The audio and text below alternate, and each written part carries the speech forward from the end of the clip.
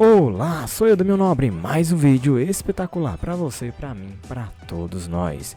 Estarei iniciando um curso rápido sobre informática e seus conteúdos definitivos, ou seja, voltados para concurso público, voltados para conteúdos de informática básica, no entanto de forma específica. O nosso primeiro conteúdo deste vídeo será sobre hardware e software, então roda a vinheta.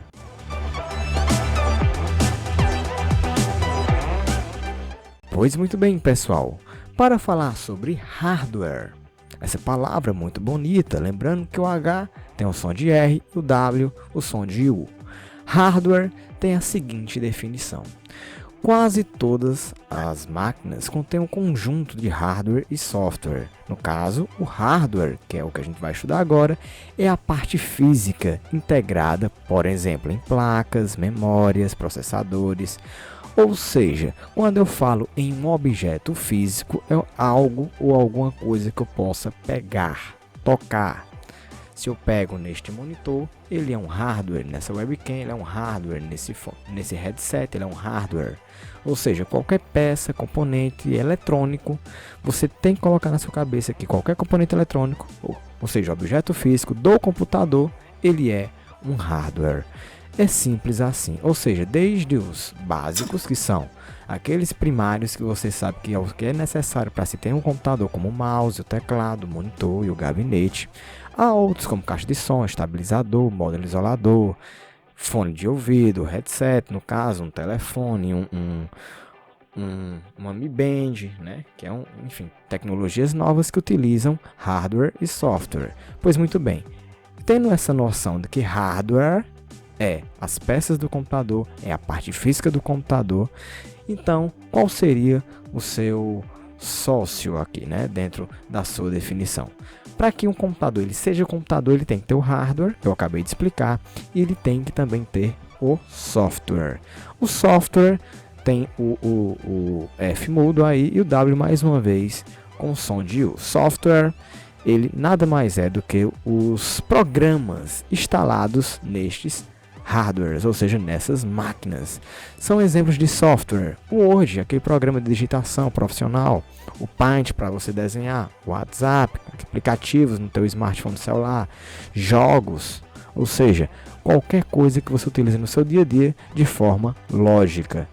Como, por exemplo, a própria calculadora, que você vai ter o hardware, que é a calculadora, e os cálculos que está sendo processado dentro dela seria o sistema único de cálculo, que é o software. Então, o hardware e o software é o que torna o computador o computador. Não existe o computador sem esses dois, beleza? E essa é a nossa primeira parte da explicação. Vamos para a segunda. Então, é óbvio que com o percorrer do tempo, o hardware e o software ele vai se transformar numa coisa cada vez mais complexa e muito provavelmente isso vai implementar essas definições no futuro. Mas por enquanto, você tem que entender esses contextos explicados até aqui. O que são os hardwares, ou seja, os dispositivos de entrada, e os dispositivos de saída, que em inglês é input e output. Input para entrada, output para saída. Vamos falar sobre os primeiros periféricos mais conhecidos por vocês. Nós temos como hardware de periférico de entrada, preste bem atenção, o mouse, o teclado, o joystick. Seriam 3 exemplos perfeitos. Vamos entender o porquê, a contextualização desses hardwares serem dispositivos de entrada. O mouse, ele tem convencionalmente 3 botões. Se ele for gamer ou um mouse um pouco mais avançado, terá mais funções, mais botões. Mas no geral ele tem 3 funções, que é o botão esquerdo, direito e o scroll, ou seja, a bolinha que dá rolagem, da barra de rolagem que sobe e desce nas páginas. Pois muito bem, quando você clica com o mouse para selecionar, para confirmar, você está dando ou gerando uma ação para o computador, ou seja, ele vai entrar com a informação. Logo, esse dispositivo é um dispositivo de entrada.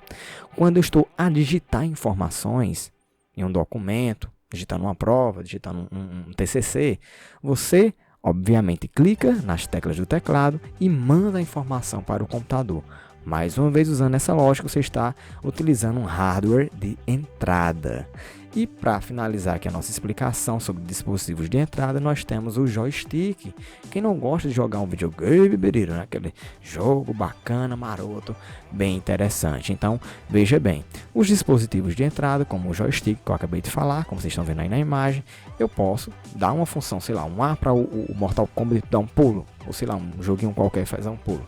Aquele pulo do jogo ter uma ação, certo? Você ter a ação do movimento do personagem, tem que adicionar, ou seja, entrar alguma informação.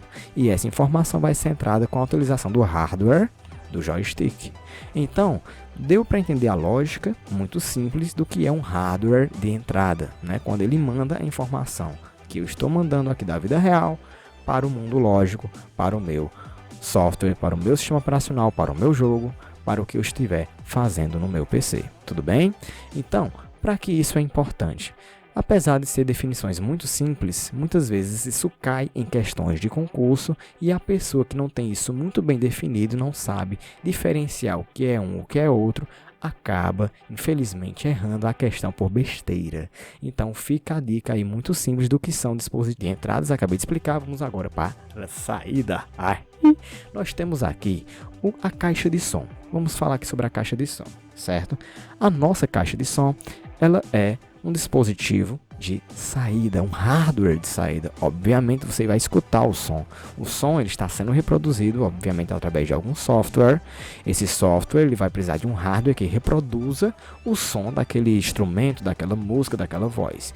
Então, obviamente, está saindo o som. Se ele está saindo, ele é um hardware ou um periférico de saída. Simples assim. Outro exemplo muito clássico seria o do monitor. Esse monitor aqui, como vocês podem ver, aqui o do Darth Vader, né? Ele está aqui me mostrando informações. Então, se ele está mostrando as informações, ela está saindo para que eu, como usuário, cliente, possa enxergar as informações e utilizar o computador. Logo, ele também está aqui, de certo modo, né? Processando essas informações para sair. E, consequentemente, você, jovem padawan, visualizar. Outro exemplo clássico seria a impressora. A impressora convencional, ela tem informações aqui do meu PC, ou seja, do mundo virtual, do mundo lógico, onde eu posso digitar uma prova, digitar um documento e clico no Ctrl P lá para imprimir. Quando eu clico no Ctrl P, sai uma folha da mesma maneira que você digitou ou até mesmo uma foto de forma idêntica, ou seja, ele tira do mundo virtual e manda imprimir para o mundo real as informações que você deseja. Logo, esse dispositivo, a impressora, ele é considerado um hardware de saída. Porém, existem as impressoras multifuncionais, certo? A multifuncional, ela tem uma coisa chamada de scanner. A impressora na parte que ela imprime, beleza, saída. O scanner, ele tem a seguinte função. Você pega, por exemplo, um documento da vida real, uma foto sua impressa na vida real, alguma coisa real, coloca dentro da impressora através de uma tampa, certo? Você fecha aquela tampa e manda escanear. Ele vai digitalizar toda aquela informação e mandar para o mundo lógico, para o meu sistema operacional, para o meu software. Então, eu vou digitalizar a informação que eu estava aqui, certo? Sei lá, eu vou imprimir, por exemplo, as informações disso aqui. Eu coloco dentro da impressora, certo? Coloquei lá dentro da impressora, escaneei, digitalizou e eu vou ter essas informações como imagem aqui no meu PC. Então, as multifuncionais elas são de entrada como de saída simultaneamente. E falando sobre isso, dispositivos de entrada e de saída simultaneamente, nós temos também os periféricos de armazenamento. São vários atualmente. Nós temos o HD externo, nós temos o cartão de memória, o micro SD, o pendrive, o SSD, o M2. Apesar de ser vários tipos de periféricos de armazenamento diferentes, todos são hardwares, é óbvio. Esses dispositivos ou periféricos de armazenamento eles são de entrada e saída simultaneamente. Por exemplo, do caso do pendrive, posso passar uma música para ele como excluir a música dele. Então, tanto entra a informação como ela pode sair, ser excluída, ser modificada, ser alterada, enfim. Tem N possibilidades. Então, quando isso é possível, esse dispositivo de hardware ele é considerado um dispositivo de entrada e saída simultaneamente. E curiosidade, repetindo, o HD, o SSD, o M2, o cartão de memória, o pendrive, todos eles servem para armazenar os teus dados. Apesar de cada um ser utilizado de maneira diferente, talvez na prática, o HD fica dentro do computador, o HD externo você utiliza externo, fora do computador, mas todos eles servem para armazenar informações, certo? Não importa se é o pendrive, não importa qualquer um desses que eu citei, eles vai servir para armazenar de forma permanente as tuas informações, obviamente, enquanto você quiser. Quando quiser excluir, deletaria a informação e, consequentemente, ela sairia do teu HD, do teu dispositivo de armazenamento. Obviamente, de acordo com este curso, de acordo com o número de visualizações, a gente vai estudar isso de forma específica cada periférico. Nós vamos entrar no computador, mexer em cada componente, vamos entendê-lo de forma específica. Depende também do número de visualizações que esse curso terá online, uma vez que você é o principal divulgador deste curso. Se você divulgar este curso, as chances dele chegar a um número maior de pessoas e, consequentemente, bombar em visualizações depende muito de você. Então, peço a sua ajuda. Dando continuidade, nós também temos os periféricos mistos, certo? Os periféricos mistos, como eu posso explicar de forma simples, eles recebem dados e informações também do computador. Nós temos aqui, eles não são necessariamente importantes, no geral. Você pode ter como pode não ter, e o computador vai funcionar da mesma maneira. Como, por exemplo, a própria impressora. Você não é preciso ter a impressora para utilizar o computador, mas diante do mercado de trabalho, até mesmo do mundo empresarial, ela vem a ser necessária. A gravadora de CD e DVD. CD e DVD essa uma vez que quase ninguém mais utiliza, certo? Talvez você nem conheça, você que é muito jovem. Antigamente o pessoal fazia muitas gravações de CD e DVD através deste dispositivo de hardware que vocês estão vendo aí agora. Como outros também, como o roteador, né? Então, hoje em dia eu acredito que, apesar de você conseguir utilizar o computador sem a internet, você necessita, obviamente, né? Principalmente para trabalhos, o roteador é muito importante. Ele também é um hardware considerado um periférico misto, porque ele é fora a parte ali do PC, do desktop principal, beleza? E para fechar essas definições rápidas sobre hardware, do que é o hardware, do que é periférico de entrada, de saída, o que são periféricos mistos e de armazenamento, a gente especificou tudo bem direitinho nesse vídeo. Para finalizar a aula de hoje, nós vamos falar sobre o software de forma mais específica. O que mais nos interessa sobre o software atualmente são os sistemas operacionais. Pois muito bem, o que é o sistema operacional? Ele é um meio de comunicação entre o hardware e o software. Para que esses dois aqui possam se comunicar, é necessário um centro, né? E esse centro seria o SO. O SO, o sistema operacional, ele faz com que os mesmos se comuniquem. Um exemplo clássico disso é o teu celular. Você tem um hardware, que é o celular, você tem um Android, que é o teu sistema operacional, e você tem os aplicativos, o WhatsApp, Facebook, a câmera, enfim, N aplicativos, milhares de aplicativos aí, para que você possa utilizar o mesmo, bem? Pois muito bem. Outras definições que a gente podemos citar aqui para a questão de concurso é que administra todos os recursos do computador, ou seja, o software e o hardware é uma estrutura que sustenta a administração de todos os programas, ou seja, a parte física do teu computador, ele necessita de um gerenciador para rodar os programas. A importância do sistema operacional, obviamente, são para permitir que você interaja, obviamente, com o teu componente, com o teu computador. Sem o sistema operacional, um computador é de fato inútil. Sem o sistema operacional, você não teria plataforma onde carregar quaisquer programa. Ou seja, isso impossibilitaria de você utilizar o teu celular, o teu computador, escutar música, navegar na internet.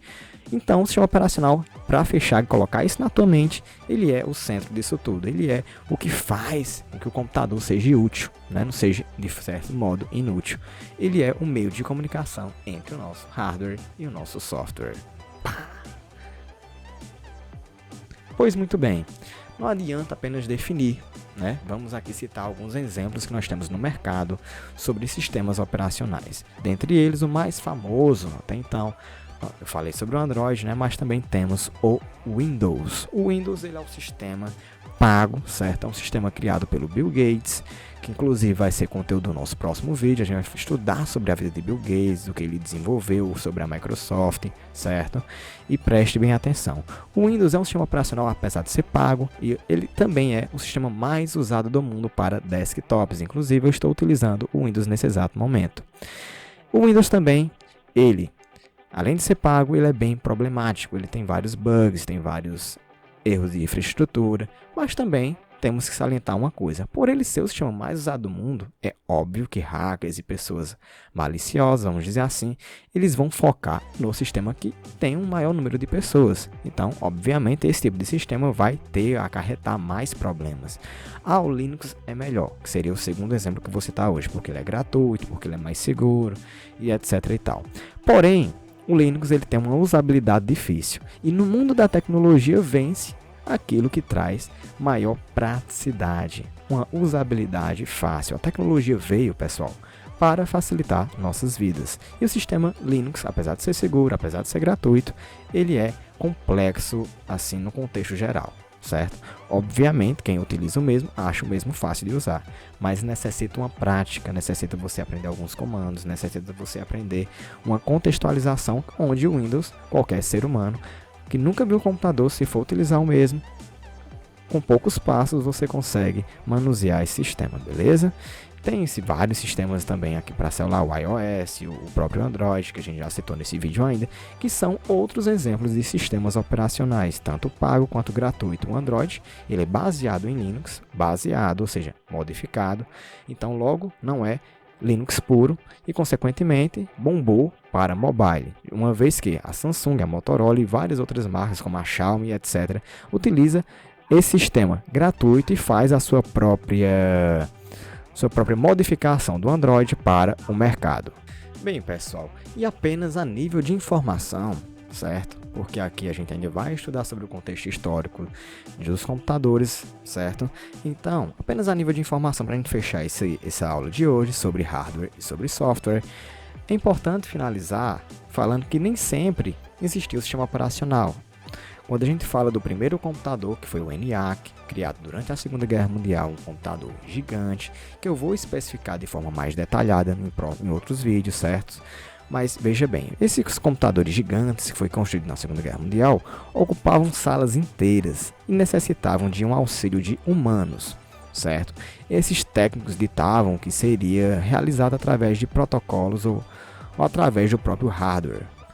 O nascimento desse computador foi lá para meados de 1950, mais necessariamente lá em 1947, certo? Tiveram, se eu não me engano, ao todo 5 computadores ENIACs, 1, 2, 3, 4, 5 em algarismo romano. E essas operações eles eram feitas através de chaves quilometradas e fios e luzes que dava, de certo modo, um aviso do que o mesmo precisava passar a informação.